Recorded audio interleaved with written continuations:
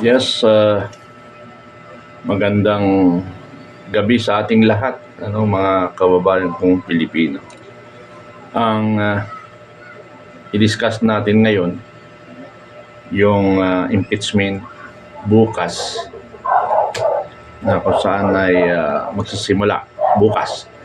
Now, other information, sa ngayon kasi napapansin ko, naglilitawan na yung mga party-party, mga may lumitaw na Leni Robredo, Vice President Risa Hontiveros. Mayroon namang tandem, Gibo,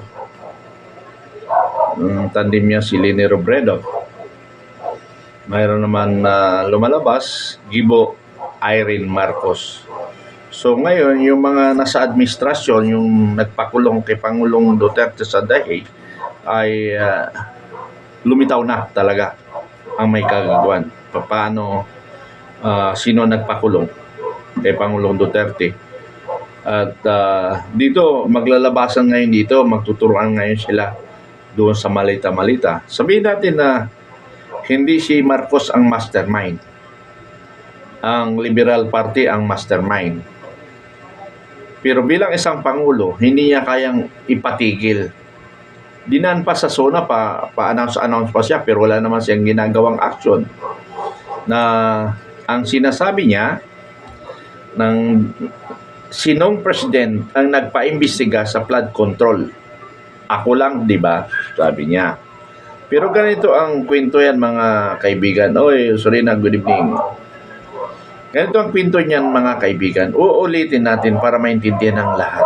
Kasi maraming ngayon lumalabas na fake news, maraming lumalabas ngayon na para bang kinakawawa si Pangulong Marcos. Kumbaga lumalabas na kawawang Marcos, kaya marami nagtatanggol. Okay, ganito kasi yan, mga kasama. Tama nga naman na siya lang yung nagsabi na nagpa-imbestiga, nagparamdam. Pero ganito yan eh.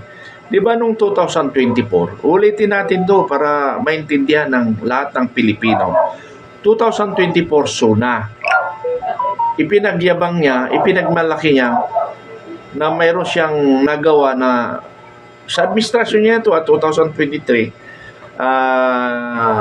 550 billion pesos accomplished for flood control. So, ang dami nagpalakpakan ng mga sip-sip na Congress. Ang tanong doon, nasabihan ba siya na yung 550 billion accomplishment project ay nagawa ba talaga o ghost project? Alam niya ba o hindi? Sabihin natin hindi niya alam. So, ginago siya ng tawa niya.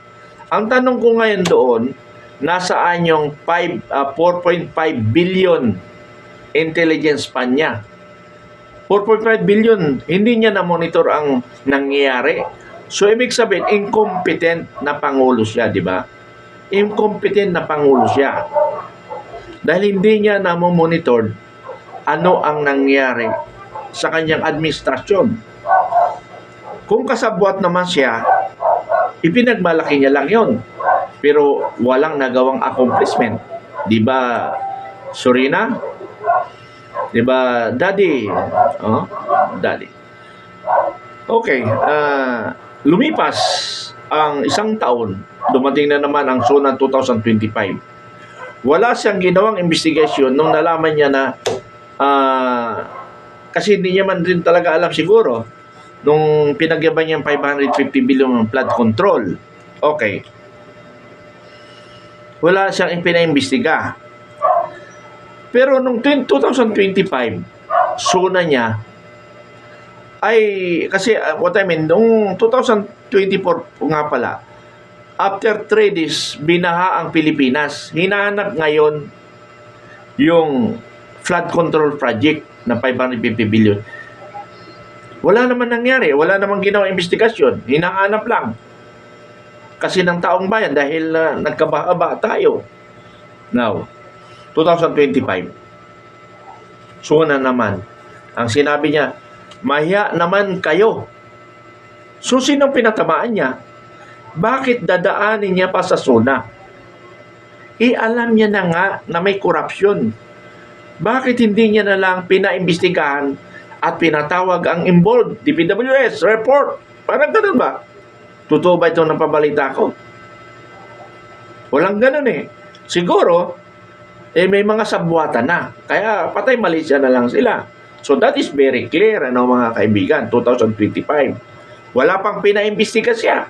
Alam niya na marami nang nag-report na ghost project. Karon kay si Senador Marcolita na daog sang Senado.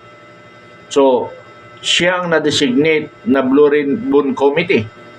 So, nagpa-imbestiga siya sa flood control. Isang linggo pa lang yata, marami nang lalabas at palapit na sa mastermind. Biglang nagkudita. Change leadership. So, si Tito Soto ang naging Pangulo ng Senado at si Lacson ang naging chairman ng Blue Ribbon Committee. Ano nangyari? Pinahintay niya ang investigasyon, itinago ang mga ebidensya, tapos ipinasok ang ICI. Pagdating sa ICI, itinago lahat ang ebidensya at itinago ang investigation, tapos ang anomalya sa flood control in other ghost project and corruption. Nangyari yon, di ba? So ngayon, lumabas ang 18 brave soldier.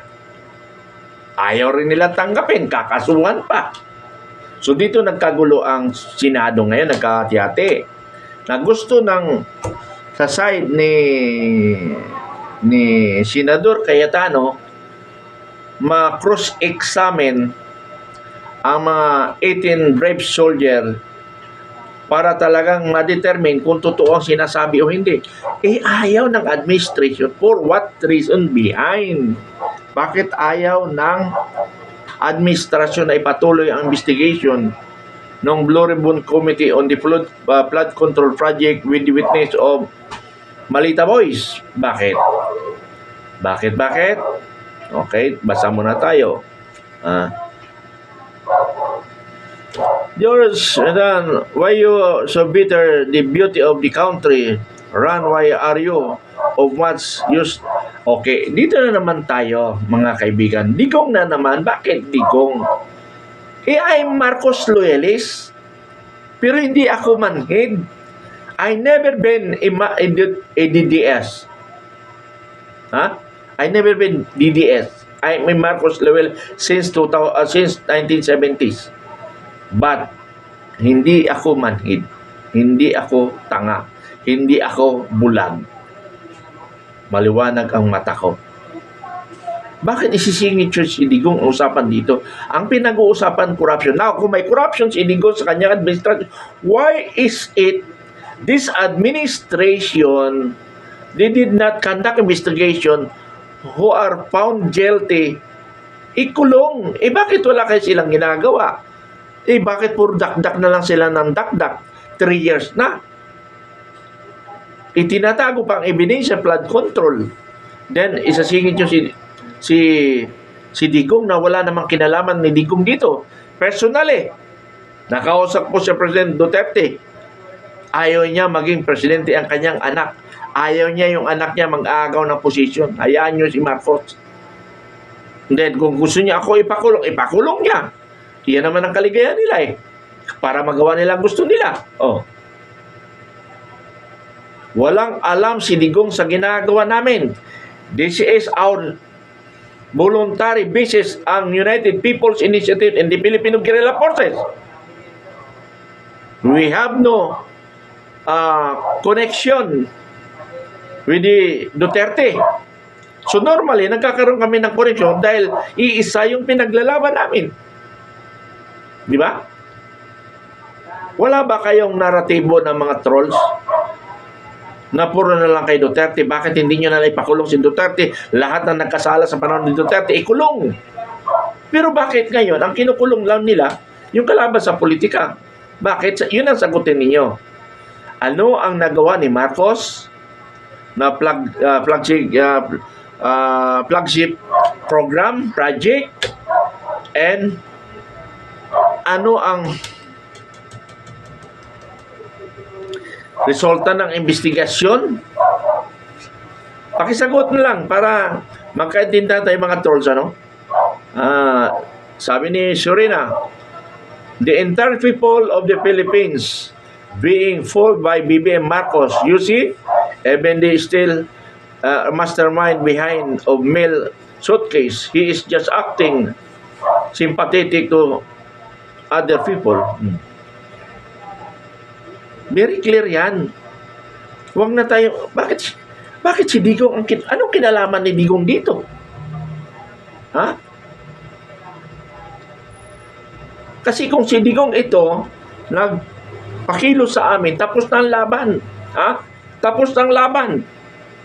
Pero dahil nga volunteerism namin, we are pure almost military who acting in behalf of the armed forces na hindi kumikilos, kaya namin ipagtanggol ang Pilipino.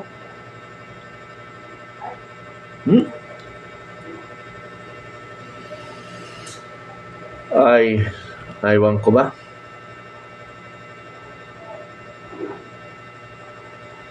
Alam niyo mga kaibigan, ang administration ngayon, puro lang sila turuan ng turuan.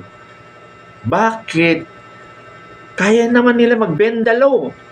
Tingnan mo yung impeachment para bukas. Ha? Alam mo naman natin, ginawa ang ebidensya eh. Silang may gawa. Bakit lahat na lang yung mga issue ninyo na panahon ni Duterte, ganito? Bakit hindi nyo pinapakulong kung sino ang involved dyan? Bakit daanin nyo pa sa kwento? Hawak nyo ang bit, di ba? Ay, kagaguhan naman kayo. Kayo ay mga kakampi ng mga magnanakaw. Hindi ko maintindihan tayo.